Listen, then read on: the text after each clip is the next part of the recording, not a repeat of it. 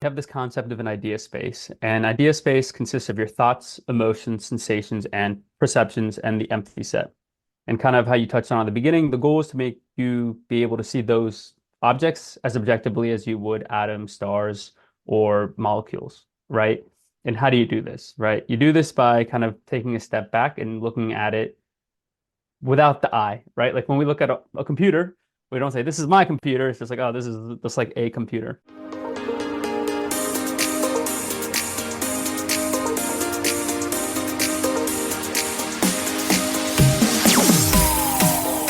Welcome back to a mental health break, everyone. I am real excited to deliver this episode. Vincent A. Lancy here, and today we're bringing on Clement with some really interesting stuff, something that's not on every mental health episode, where the goal of his work is to allow you to view your thoughts, emotions, sensations, and perceptions as objectively as you would atoms.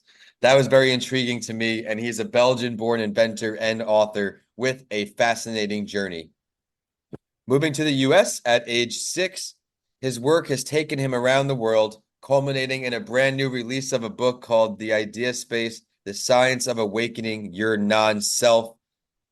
He'll talk about the path to an awakened mind, blending meditation with sciences, transformative impact on non-self, personal development, practical tips for daily decision making. That's something I'm really looking forward to you diving into, man. So thanks so much for joining a mental health break.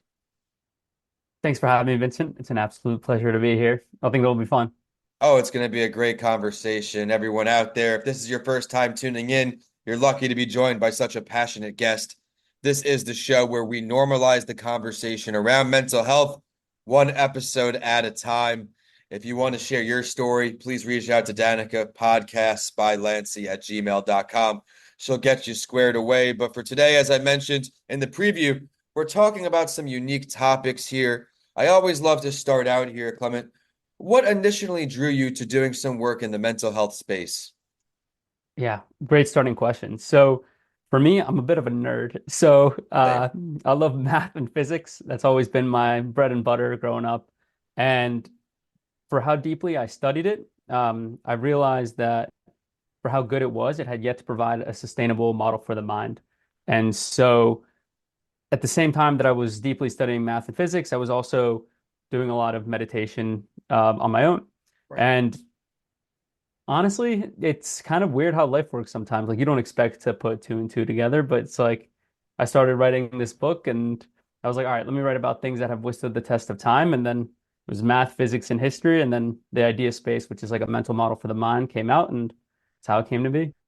I love it. Well, congratulations on all your success with this book. I'd love to talk more about that for everyone out there who we've heard meditation 1,000 times now. It's a buzzword still. What is a not easy way, but a path of least resistance to get started in meditation if someone's brand new to the space, to the idea? Yeah, that's a good question as well. So totally agree. The buzzword of meditation is so off-putting sometimes for people. They're like, oh no, I don't want to do it. But the simplest way to do it is understanding what meditation is. So meditation is the formal practice of mindfulness, and mindfulness is just awareness in the present moment, non-judgmentally. Right. So if you want to do a meditation, just sit down for 5 minutes, right? It doesn't have to be long, and just sit and observe your thoughts. It's going to seem pretty trivial of a task, but you'd be surprised as to how many people are afraid of just sitting down with their own thoughts, right? And that's 100% true. COVID highlighted that for a lot of people, and that led to a lot of challenges with mental health. What are some things that you do to take care of your mental health here, Clement? Yeah, I think the biggest one for me is exercise. I don't know about you, but like Me as well, every if morning. yeah, same. If I don't exercise or move my body in the morning, then the rest of my day just kind of goes down the gutter. So I think that's the biggest thing for me, just because I think I was listening to, I think it was either Rick Rubin or Huberman, but they were talking about the importance of exercise is when your body moves a lot, right? And then your mind can kind of just like shut down. But then meditation is also a form of exercise where your body shuts down and then your mind moves. And so in a similar way where we exercise our body to get it fit, you need to do the same thing with your mind through meditation. And I love that example where exercise to many people that don't exercise think it has to be lifting weights in the gym, and that's not the case. It comes in all these forms in that meditative state where you're in the gym, you're in your zone, you're working out, you're running, you're walking. Any of those things can be considered exercise. Something I love outside the gym is taking walks throughout the day, breaks off the computer without my phone, that natural sunlight and just the noises. It really helps me extend my day. But one thing I loved about reading your sheet when it came through here was your dedication to personal development. What got you so dedicated to improving yourself in that way? Oh man. I don't know. I think it's just human nature to want to improve yourself. Especially today, we're always just being compared to like other people, and you have your heroes, and you want to be like, oh, I want to do as much as they can, and they're like massive, and you're just like a little fish in the pond. So I think having heroes and people that you look up to and trying to emulate them and what they do and their habits, and then their results eventually down the line is a big factor for growth. But then how you get there is hard, right? I think reading books is the best way to do it. There was a quote by in Game of Thrones actually, where Okay. George R. R. Martin wrote, um, "The reader who the person who reads lives 1,000 lives. The person who doesn't only lives one." And so I think that's just super important, just to like put yourself in other people's shoes, get a different perspective of the world, and just grow through that. You can always learn something from every person you meet, every book you read. I mean, I'm one of those people who has a few books open at one time, but right now I got three, and there's always takeaways just from each of those. Reading can be therapeutic, just as writing. Everyone knows if you're tuning into this podcast, most likely that I'm an author. That's what I love to do. Today's guest also has a new book that came out. Tell us about this new release. Yeah, so I kind of touched on it a little bit earlier on. So you have this concept of an idea space, and idea space consists of your thoughts, emotions, sensations, and perceptions, and the empathy set. And kind of how you touched on at the beginning, the goal is to make you be able to see those objects as objectively as you would atoms, stars, or molecules, right?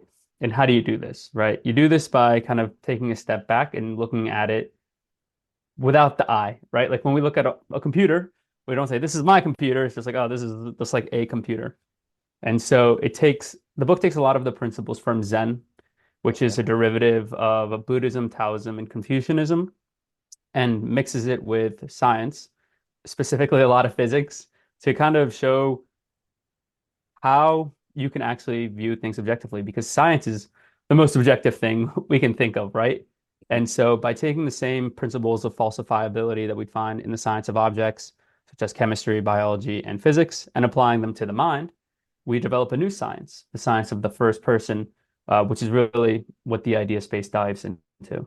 I love that. And I'm typing up great notes for when this show goes live. Everyone out there, writing may not be as easy as just picking up a pen or typing and finishing a book right then and there, but not everyone that writes has to write a book.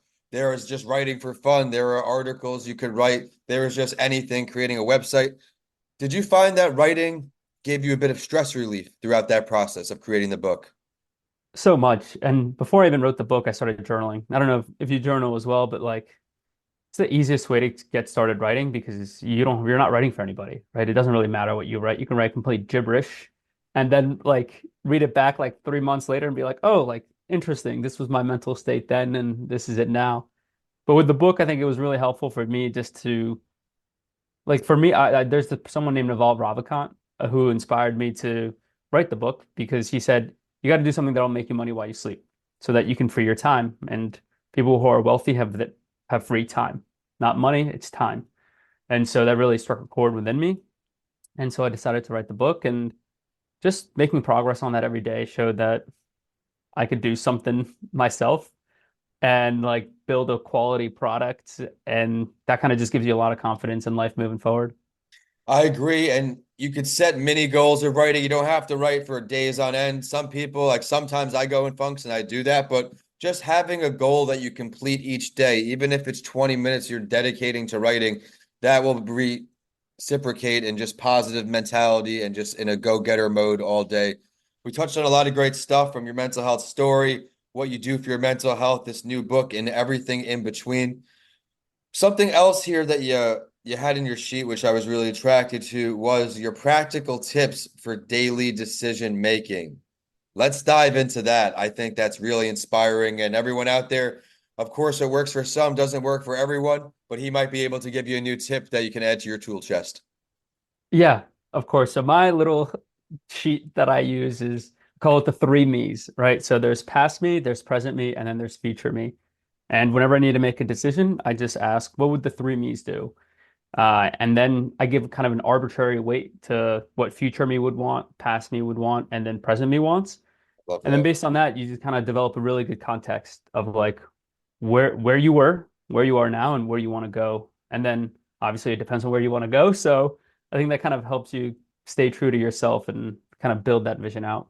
I love that. And it comes back to something we alluded to earlier was the reflection piece of the things you're doing. And I am certainly prone to this, where in the beginning I didn't take time for self-reflection, entrepreneurship. I started these shows, the pandemic hit coincidentally a couple months after. So I'm doing 4 or 5 interviews a day for weeks and just building up months and months of inventory, not making adjustments to the show, not doing all of these things.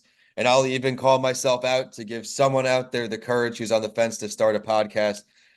These shows used to start with something called the spotlight story. We look into the mental health of someone famous or someone with some kind of relevancy to the guest. These shows would be 10, 15 minutes in conversation before we even get to the guest and talk about anything that you do or your mental health tips or anything.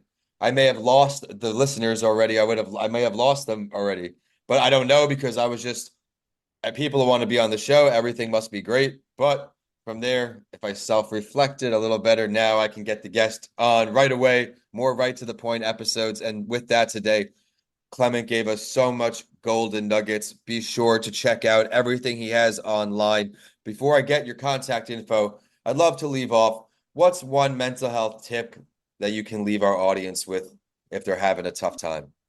Mm, that's a good one. I think for me, one of the biggest realizations is that it can always get better, right? And it's not going to happen by itself. So hit the gym, read those books, take care of your mentals, like Marshawn Lynch said.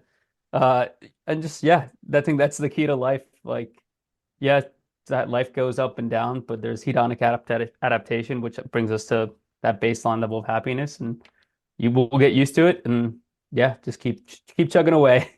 I love that. And the reason I like the gym is because it's not immediate success, right? You're not going to see results for in the beginning, months.